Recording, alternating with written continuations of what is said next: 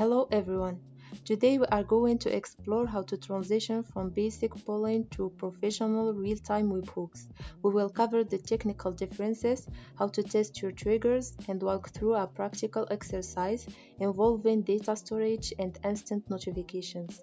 To start, it's important to understand why we use webhooks over polling.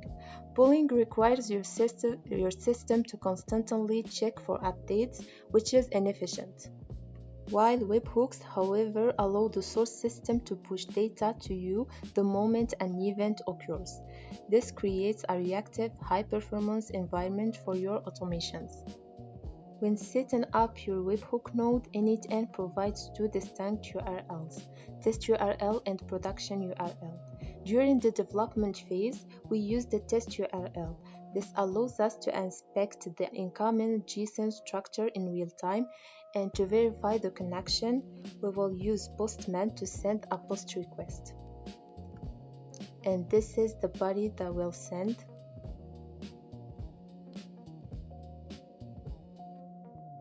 As you can see, once the request is sent, the data appears instantly in our node's output. Now let's look at our example. The objective here is to handle incoming client data efficiently. When the webhook receives a payload, the workflow performs two simultaneous actions.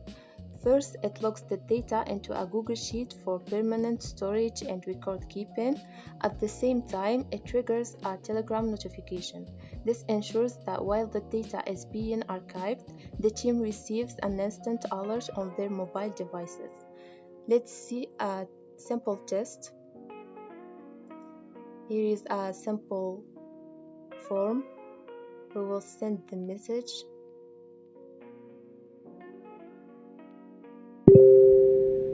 And as we can see here in the Google Sheet, and also for Telegram.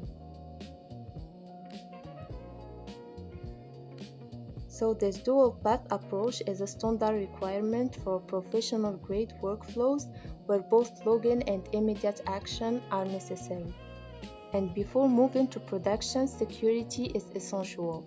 Because your webhook URL is a public endpoint, we must restrict access by using header authentication.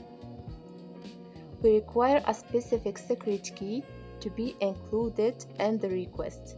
If an incoming request does not contain this secret, n8n will reject it, ensuring your workflow remains secure for unauthorized triggers.